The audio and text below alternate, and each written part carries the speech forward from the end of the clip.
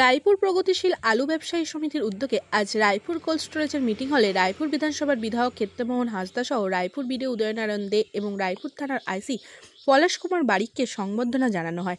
অনুষ্ঠানের শুরুতেই হিমঘরের মূল প্রবেশদ্বার থেকে বিধায়ক সহ অতিথিদের আদিবাসী প্রথায় ধামসা মাদলের তালে আদিবাসী মহিলাদের নৃত্যের সাথে অনুষ্ঠান স্থল পর্যন্ত নিয়ে আসা হয়। তারা একত্রিত হয়ে জানান, এখানে উল্লেখযোগ্য এলাকায় মানুষের দাবি এই হিমঘরের সাথে সাথে আরও একটি সবজি হিমঘরের প্রয়োজন আছে। অনুষ্ঠানে অবিলম্বে একটি সবজি হিমঘরে যাতে রায়পুর ব্লক এলাকায় নির্মিত হয় তার আবেদন রেখেছেন উপস্থিতি জনগণ।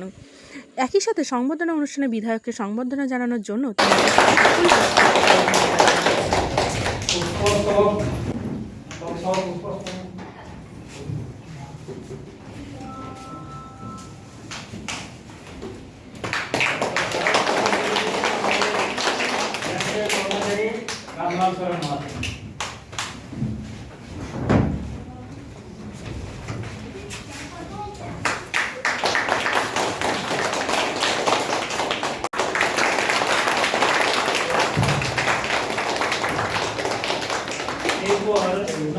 পুষ্পস্তবক তুলে দিচ্ছেন আমাদের ম্যানেজার ইনচার্জ মাননীয় চন্দন চৌধুরী।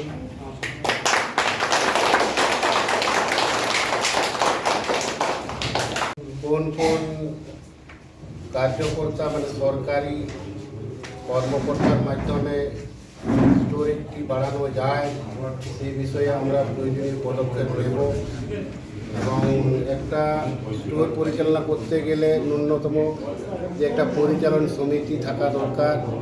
আমি যেটুকু জানতে পারলাম সেই পরিচালনা সমিতিও এখন বর্তমানে ভেঙে পড়েছে, তা সেটাও একটা নির্বাচিত কমিটি গঠন হওয়া দরকার আছে। সেটা সেই বিভাগ নির্ধারিত সময়ে